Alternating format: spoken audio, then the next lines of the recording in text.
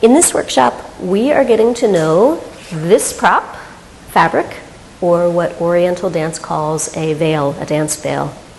This is an open level presentation, although I will say that from my perspective, there actually is a prerequisite for working with fabric, which is a good command of clean technique for arms. If you are brand new to belly dance, or if you just know that your arms are not as strong as they could be, it is in your best interest to work first on arm technique on its own and then progress to veil.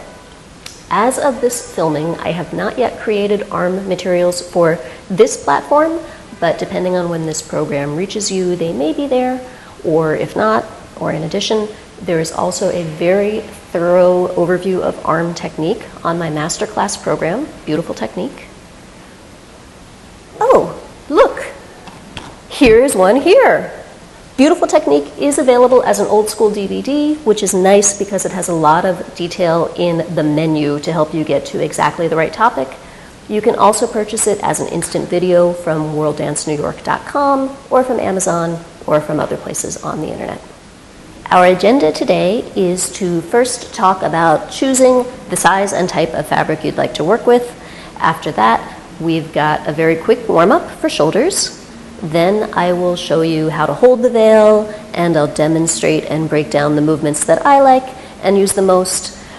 I should say that this is not maybe a totally comprehensive overview of all possible veil vocabulary.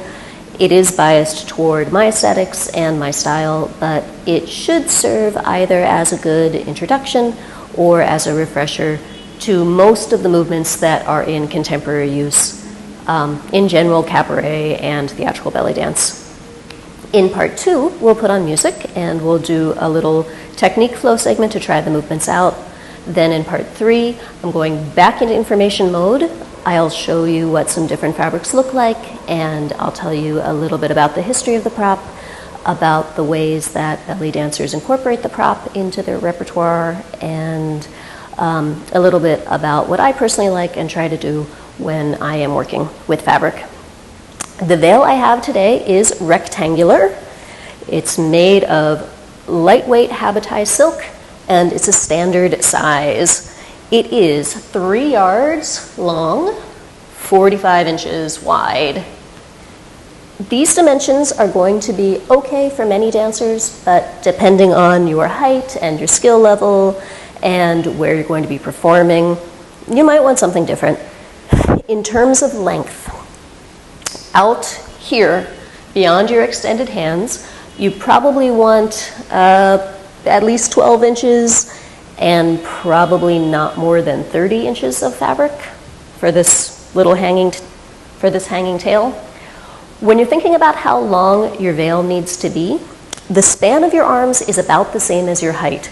So take 3 yards, that's 108 inches, subtract your height in inches, and then see how much you're going to have left over on each side, if it's going to give you enough play on each side.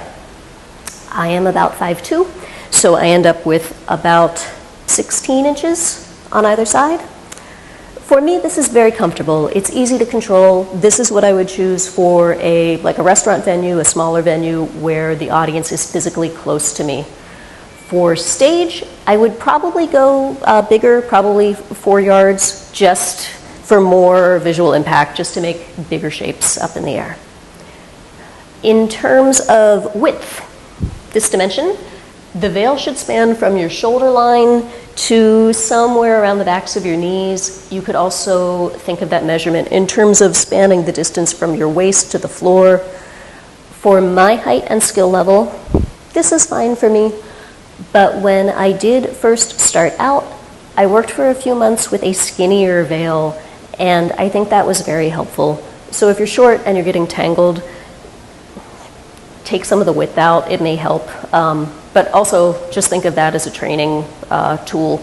Eventually you should scale up so you'll have a nicer looking veil, but it's a good transitional step, or it could be a good transitional step.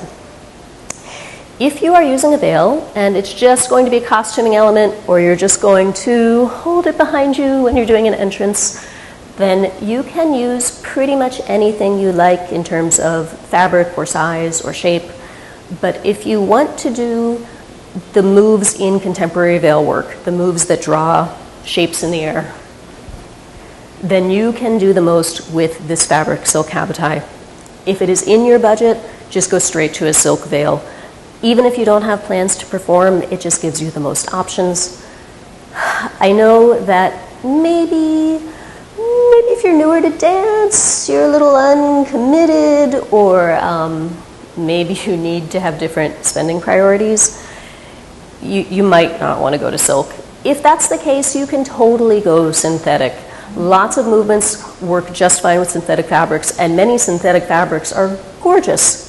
In the third part of this workshop, I'll show you what some different fabrics look like, and you can consider your options.